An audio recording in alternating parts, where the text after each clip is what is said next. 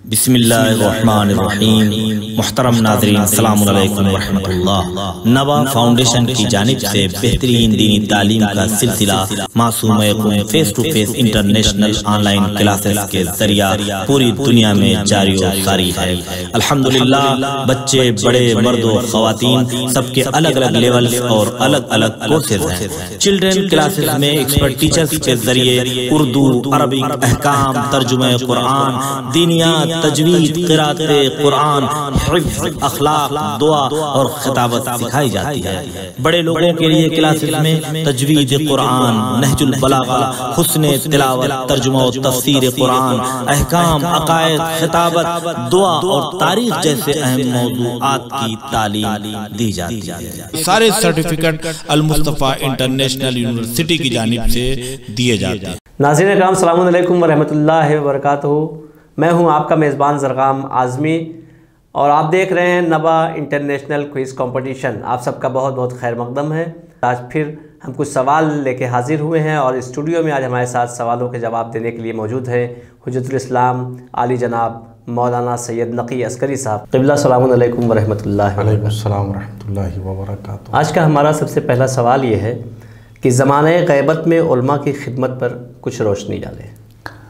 बिस्मिल्लाहिर्रहमानिर्रहीम व बिही नस्तईन व खैरुन नासिरीन व मुईन।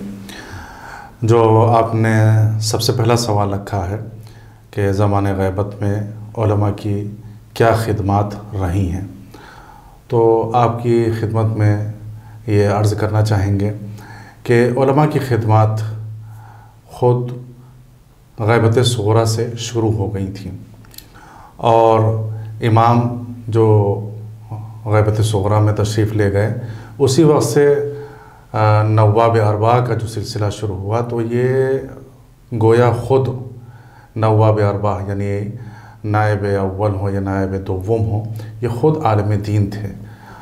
बस फ़र्क ये था कि जो भी सवालात मोमिनीन की जानिब से आते थे उनको ये बराह रास्त इमाम से जाकर पूछ लिया करते थे।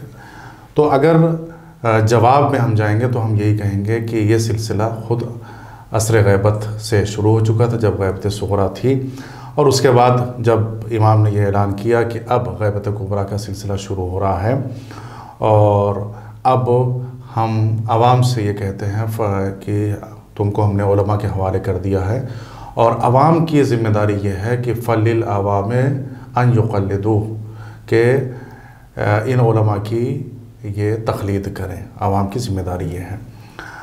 तो सबसे पहला जो नाम आएगा इस ग़ैबत के ज़माने में कि जिस आलिम दीन ने सबसे पहले खिदमत अंजाम दी वो जनाब शेख कुलैनी हैं, कि जिनकी बहुत मशहूर किताब है उसूल काफ़ी।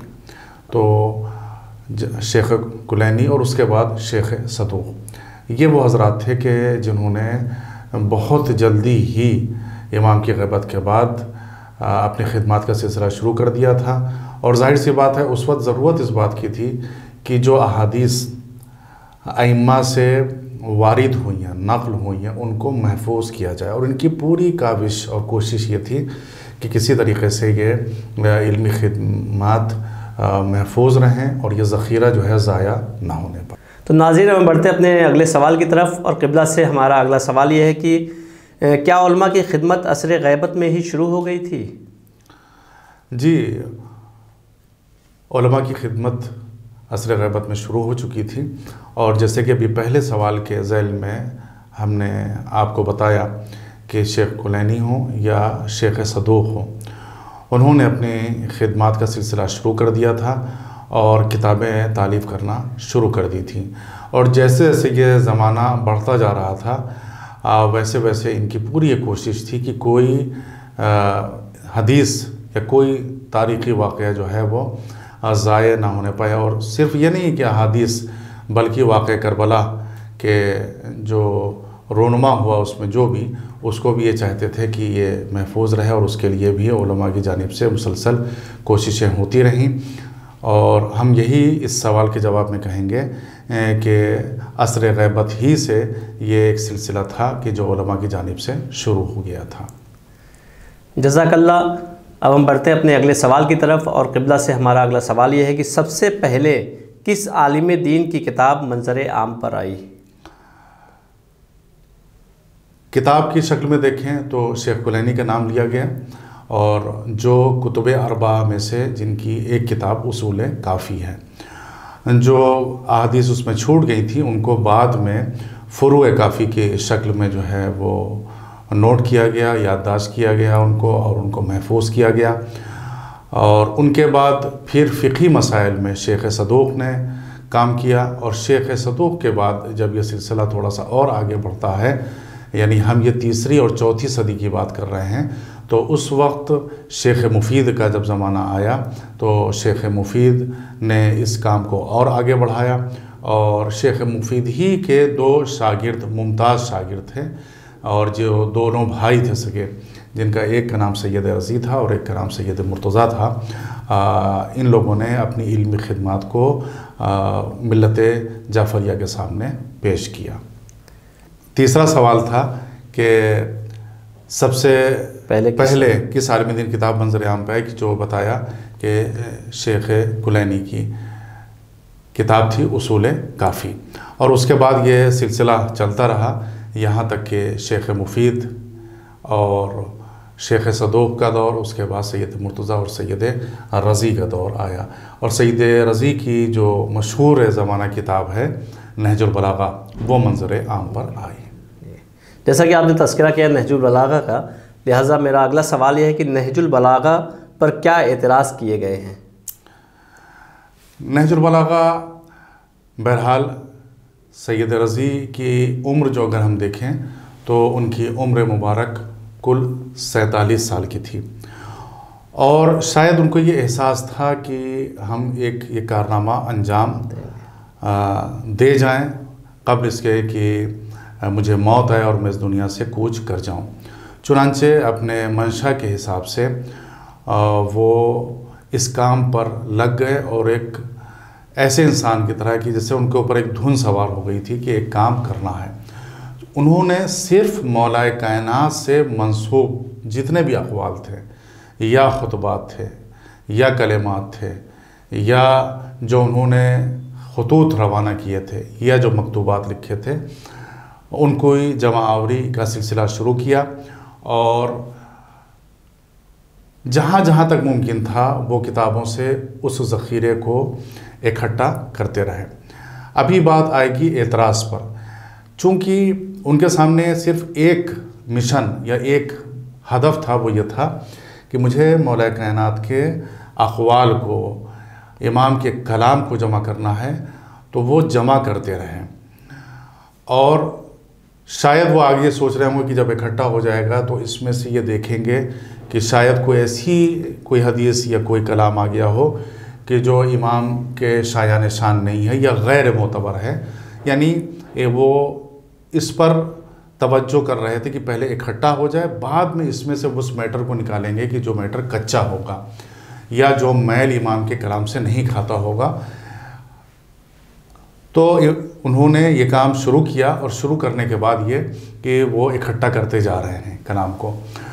और जिसे कहा जाए कि सैयद रज़ी की विलादत भी ऐसी हुई है कि एक ख्वाब जो बड़ा मशहूर और मारूफ ख्वाब है कि आपके उस्ताद हैं शेख मुफीद, जिनका तज़किरा अभी थोड़ी देर पहले गुज़रा, कि उन्होंने ख़ुद ख्वाब में देखा था कि मैं बैठा हुआ हूँ मसनद फ़क़ात पर, और जनाब सैयद सलवातुल्लाह अलैहा आती हैं, और आने के बाद उनके पास 7 बच्चे हैं, और आने के बाद वो कहती हैं कि शेख ये मेरे 2 बच्चे हैं, इनकी तालीम की ज़िम्मेदारी तुम्हारे ऊपर है। शेख मुफीद नहीं समझते हैं कि इस ख्वाब की ताबीर क्या है, क्या कहना चाहती हैं सैयदा, और क्यों फ़ातिमा ज़हरा सलामुल्लाह अलैहा मेरे पास आईं, और उन्होंने ये कहा कि मेरे बच्चे जो हैं तुम्हारे हवाले हैं। अगले दिन जब वो दर्स दे रहे थे और मशगूल दर्स थे, तो एक दफ़ा उन्होंने आवाज़ सुनी कि कोई ख़ातून आई हैं, और आने के बाद कहती हैं कि ऐ शेख ये मेरे 2 बच्चे हैं, और इनकी तालीम और तरबियत की ज़िम्मेदारी आपके ऊपर है। उन्होंने नाम पूछा, बल्कि जानते थे शेख मुफीद कि कौन हैं, तो मालूम ये हुआ कि ये इनका नाम भी इत्तेफाक से फ़ातिमा है, जो वालिदा हैं किसकी, सैयद रज़ी और सैयद मुर्तज़ा आलमुल हुदा की।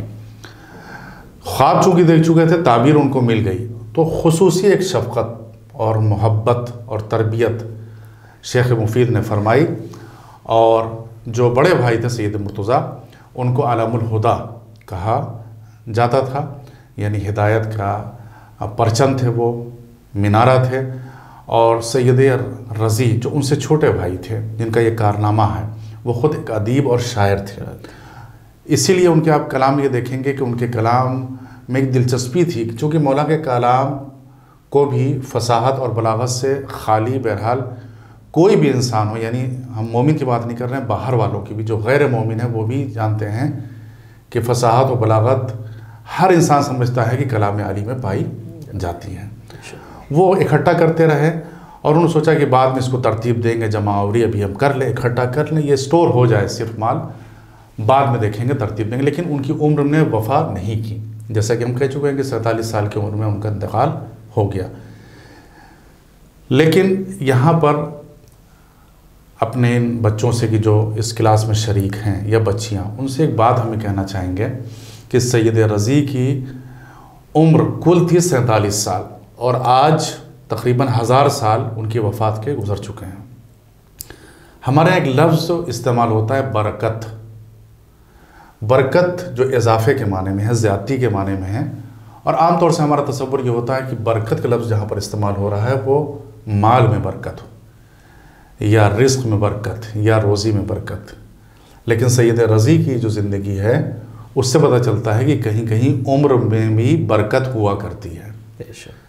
यानी बरकत को अगर हम कहें कि बरकत, हम सिर्फ ये तसव्वुर न करें कि बरकत सिर्फ माल में होती है, बल्कि कभी कभी बरकत जो होती है वो रूहानी एतबार से होती है, मादी एतबार से नहीं होती है। आज सैयद रज़ी का नाम बाकी है, यानी वो बरकत जो उनकी उम्र की थी वो अभी तक बाकी है, उसका सिलसिला मुनक़ता नहीं हुआ है, बाकी है। 47 साल की उम्र इतना बड़ा काम कर गए। तो मादी बरकत की तरफ हम ना जाएं, बल्कि रूहानी बरकत की तरफ हम लोग चाहें कि चाहे उम्र कम हो लेकिन इंसान को ऐसा काम कर जाए जो उसका नाम निशान बाकी रहे। बहरहाल सैयद रज़ी में गुफ्तगू हो रही थी और नहजुल बलागा पर कि क्या एतराज़ात नहजुल बलागा पर हुए। उन्होंने जमावरी कर दी, तरतीब का मौका नहीं मिला सैयद रज़ी को कि इसको मुरतब कर सकें। तालीफ़ कह सकते हैं कि उन्होंने जमावरी की, इकट्ठा कर लिया, और उसके बाद उनका इंतकाल हो गया। यहाँ तक कि नहजुल बलागा जो है वो लोगों के पास महफूज रही, और सबसे पहले इसके ऊपर जो एतराज़ किया वो एक मुसलमान आलिम दीन है, इब्न खल्लकान, उन्होंने सबसे पहले एतराज़ किया। अभी आप ये देखें कि इत्तेफाक से एक मुसलमान ही की जानिब से एतराज़ हुआ किसके ऊपर, नहजुल बलागा पर, और एतराज़ ये था कि ये सैयद का कलाम नहीं है, ये मौलाए कायनात का कलाम नहीं है, ये सैयद ने अपनी तरफ से, नहीं सैयद रज़ी ने अपनी तरफ से इसको जमा किया है, इन्होंने जाल किया है, इन्होंने गढ़ा है माज़अल्लाह अपनी तरफ से, मौलाए कायनात का नहीं। अब देखेंगे शुबहा और ख़दशा वारिद करने के लिए सिर्फ एक एतराज़ काफ़ी होता है।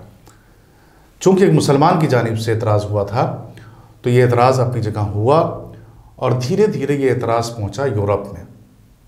जाहिर सी बात है, यूरोप में जो क्रिश्चन या यहूदी लोग रहते हैं उनको तो एक मौका मिलना चाहिए किसी तरीके से किसी बात को कंडम करने का, किसी बात को ख़त्म करने का। तो उनको एक ये मौका मिल गया कि एक मुसलमान की जानिब से नहजुल बलागा के ऊपर एतराज़ किया गया है, और वहाँ पर यह आवाज़ यूरोप में बुलंद हो गई कि नहजुल बलागा जो है वो कलाम है किसका, सैयद रज़ी का, अली का कलाम नहीं है। और उसके बाद अब रिसर्च का दौर चला। अब यूरोप में तो जाहिर से बात मशहूर है कि वो इस्लाम दुश्मन हैं, उनकी पूरी ताकत लगी रहती है कि किसी तरीके से इस्लाम की खिदमतों को ख़त्म किया जाए। वहाँ पर रिसर्च शुरू हुई, वहाँ पर लोगों ने मकाले लिखे कि ये अली का कलाम नहीं है, पूरी कोशिश रही। लेकिन चूँकि हमने कहा कि एक मुसलमान की जानिब से एतराज़ हुआ था तो इसका जवाब मुसलमान ही की जानिब से दिया गया। नहजुल बलागा के ऊपर अगर आप देखेंगे कि नहजुल बलागा के ऊपर जो काम हुआ है वो शिया उलमा के जानिब से बाद में हुआ है, पहले जो है अहले सुन्नत उलमा की जानिब से हुआ है। और उसमें आप देखें कि इब्न अबिल हदीद मुतज़ली, सबसे पहले जो मुतज़ली था वो, यानी एक मुतज़ला जो फ़िरक़ा होता है उसका मानने वाला था, उसका पैरोकार था, उसने सबसे पहले शरह लिखी नहजुल बलागा की, यानी वो अहले सुन्नत के फ़िरक़े में से एक फ़िरक़ा था वो। और एक मोहम्मद अब्दो एक नाम आता है, या सबियु साले आता है नाम, ये लोग वो थे कि जिन्होंने मौला कायनात के कलाम के ऊपर तबसरा करना शुरू किया।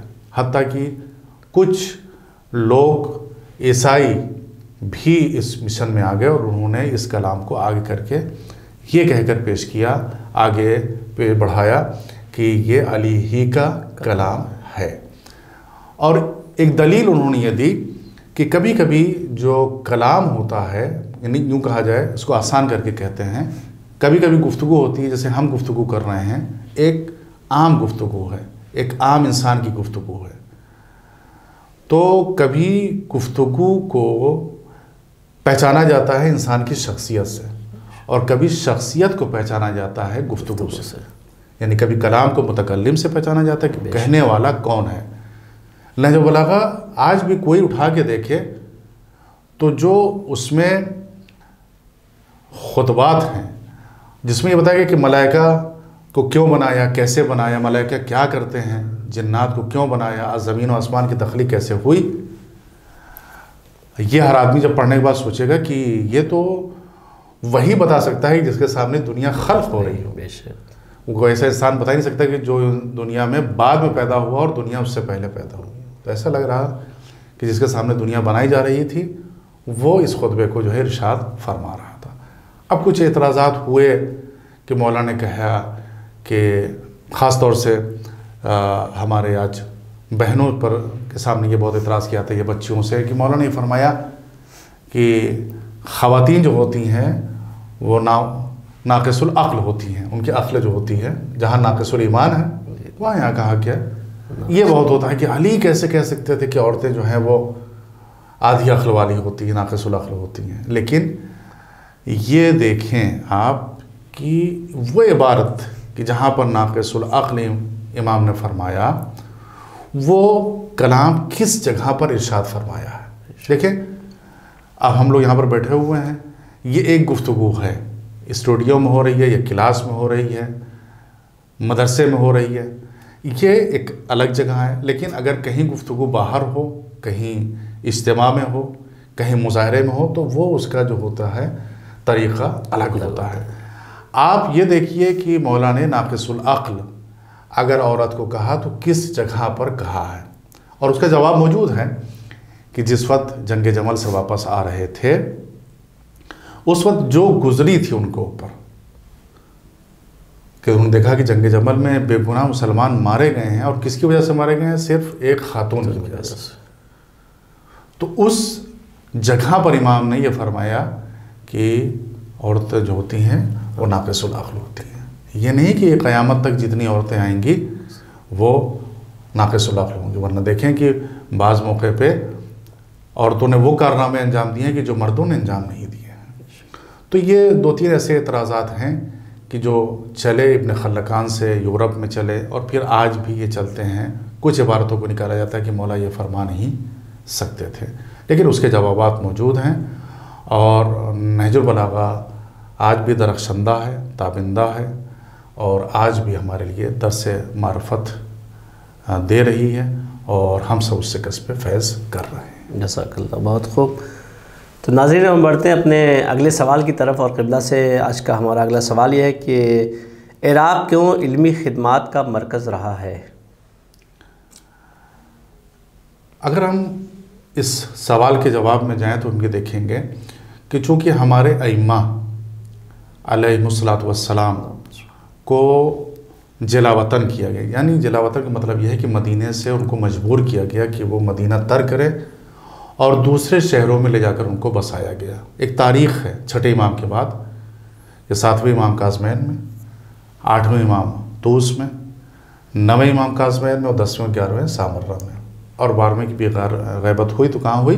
सामर्रा में। तो ये सब जितनी हस्तियाँ हैं छठे इमाम के बाद, इसमें 8वें इमाम को छोड़कर जितने भी इमाम हैं वो सब के सब जो हैं इराक़ में आकर आबाद तो नहीं कहेंगे, लेकिन वो आकर वहीं उनकी शहादत हुई, वहीं पर मदफून हो गए। चूँकि जहाँ पर अइम्मा थे वहाँ पर उनके चाहने वाले असहाब मुहिब्बीन इकट्ठा रहते थे, और एक परवाने होते थे जो शमा के इर्द गिर्द जो है वो मंडलाया करते थे, और उनको एक ये तमन्ना रहती थी किसी तरीके से इमाम से कुछ कस्ब फैज़ करते रहें। इराक़ मौलाए कायनात के ज़माने से आले मोहम्मद अलैहिस्सलातु वस्सलाम के चाहने वालों का मरकज़ रहा, कूफा रहा। इसीलिए आप देखें कि कूफे ही से सैयदुश्शुहदा अलैहिस्सलातु वस्सलाम की खिदमत में ख़ुतूत रवाना किए गए कि आप तशरीफ़ ले आइए। और उसके बाद अभी देखें कि वाक़या करबला के बाद इसी कूफे से आवाज़ें बुलंद हुई कि हमें जो है इंतकाम लेना है। यहीं से मुख्तार निकले, यहीं से दूसरे अफराद निकले जिन्होंने जो है वो जाम शहादत नोश फरमाया। तो चूँकि हमारे 5 अइम्मा की ज़िंदगी वहीं पर गुज़री, चाहे वो बचपना रहा हो, इमाम मोहम्मद तक़ी का बचपना भी गुज़रा है वहाँ पर, थोड़ा सा बाप के साथ, थोड़ा सा बाप की शहादत के बाद से, कभी महलों में रहे, कभी जो है इनको जो है सादा मकानों में रहे। तो चूँकि बचपना गुज़रा है उनका, तो उनके अतराफ़ में मवालियान अहले बैत हमेशा रहे, और उनकी एक तादाद रही जो उनसे इश्क करते थे। उसी का नतीजा ये हुआ कि इराक़ में एक बड़ी तादाद रही जो अइम्मा से वाबस्ता थी। और होता यह था कि अगर मिसाल के तौर पर 10वें इमाम ने किसी हदीस को इरशाद फरमाया तो वहाँ पर लिखने वाले जो होते थे वो इराक़ी हुआ करते थे, क्योंकि वही लोग होते थे जो उसको कलमबंद किया करते थे, लिखा करते थे। जब वो लिखा करते थे तो वही नक़ल किया करते थे, वही हदीस के जो हैं वो रावी होते थे, और वही उस हदीस को आगे बढ़ाया करते थे, दूसरों तक पहुंचाया करते थे। अलबत्ता बाज़ अफराद ऐसे थे जो अजम यानी गैर अरब थे, जैसे अहवाज़ के रहने वाले या नैशापुर के रहने वाले, वो अफराद भी थे कि जो इमाम की खिदमत में पहुंचा करते थे। तो चूँकि अहादीस अइम्मा से, इन 5 इमामों से इन लोगों ने, इराक़ वालों ने ज़्यादा सुनी, उनको नक़ल किया, उनको महफूज किया, उनको आइंदा जो नस्ल थी उसके हवाले किया, इसलिए हमेशा इराक़ जो है वो क्या रहा? मरकज़ रहा इल्मी तौर से शियत का। और उसके बाद देखें कि हौज़ा जो कायम हुआ, शेख तूसी ने कायम किया, बगदाद में कायम किया। चूँकि उनके पास वहाँ पर हालात थे, उलमा का एक बड़ा ग्रोह था जो उस ज़माने में इराक़ में खिदमत अंजाम दे रहा था। तो हौज़ा इल्मिया बगदाद में रहा, एक कुतुबखाना था शेख तूसी का जिसको बाद में जला दिया गया। फिर उसके बाद यह हौज़ा हिल्ले में आया, जब जनाब हिल्ली यहाँ पर अल्लामा हिल्ली आ गए थे, उन्होंने कायम किया यहाँ पर हिल्ले में जो नजफ़ से करीब है। फिर उसके बाद नजफ़ मुंतकिल हुआ। तो बहरहाल मरकज़ियत इल्मी तौर से जो है वो किसको? इराक़ को हमेशा हासिल रही, असहाब के ज़रिए और असहाब के बाद उलमा के ज़रिए। इस तरीके से ये सिलसिला जो है हमेशा आगे तक चलता रहा। और आज भी अगर आप ये देखें कि शेख तूसी के दौर से जो हौज़ा इल्मिया शुरू हुआ था वह आज तक उसका सिलसिला चल रहा है, अभी तक रुका नहीं है। चूँकि मौला कायनात के लिए रसूल मकबूल सल्लल्लाहु अलैहि वसल्लम ने इरशाद फरमाया था, अना मदीनतुल इल्म व अली उन बाबुहा। तो आज भी नजफ़ जो है क्या है? हौज़े इल्मिया वहाँ पर मौजूद है। दुरू से खारिज होते हैं, मसरद फ़क़ाहत पर कोई ना कोई बैठा रहता है, मर्ज तक़लीद वहाँ पर रहते हैं। और सिर्फ़ ये नहीं कि इराक़ी तुल्लाब बल्कि इराक़ से बाहर वाले तुल्लाब भी वहाँ पर जो हैं हौज़े में शरीक हुआ करते हैं। यानी कहा जाए कि जो शमा शेख तूसी के ज़माने से जली थी वो आज तक जल रही है और इंशाअल्लाह ताज़हूर हज़रत हुज्जत अजल्लाहु ताला फ़रजहु शरीफ इंशाअल्लाह जलती रहेगी और इसके परवाने पूरी दुनिया में जो है रोशनी फैलाते रहेंगे। और अगर हम इस असर ग़ैबत में कुछ हासिल करना चाहते हैं तो अपने अज़ीज़ बच्चों से एक बात आखिर कलाम में हम ये कहना चाहेंगे कि आप जहाँ क्लासेस में शरीक हो रहे हैं या दुरूस में शरीक हो रहे हैं या बाद में आप एग्ज़ाम देंगे, आप अपनी ज़िंदगी में चाहे वो दीनी तालीम हो चाहे दुनियावी तालीम हो, सिर्फ इस पर डिपेंड ना रहिए कि आप इल्म हासिल कर लीजिए। यानी यह कहा जाए कि जो चीज़ें महफूज हैं, जो स्टोर हैं, सिर्फ उन पर तवज्जो ना दीजिए कि एक चीज़ हमें मालूम थी, हमने आपको बता दी, आपको मालूम हुई, आपने तीसरे को बता दी। इल्म के साथ कोई ना कोई फ़न भी ज़रूर हासिल करिए, कोई ना कोई हुनर को भी ज़रूर हासिल करिए। हुनर क्या है? जैसे कंप्यूटर है या इंग्लिश या कोई दूसरी लैंग्वेज है, उसके अलावा आप कुरान के ऊपर जो है महारत हासिल कर सकते हैं। यानी सिर्फ इल्मी तौर से मजबूत ना रहिए, बल्कि क्या फ़न को भी गले लगाइए, अपने अंदर कोई ना कोई हुनर ज़रूर पैदा करिए। और यकीनन आपके यहाँ ऐसा होगा कि आपके फैमिली का मेंबर कोई अगर बाहुनर है, मिसाल के तौर पर वो आर्टिस्ट है या किसी दूसरे फ़न में जो है वो महारत रखता है, आप उस फ़न को उससे याद कर लीजिए।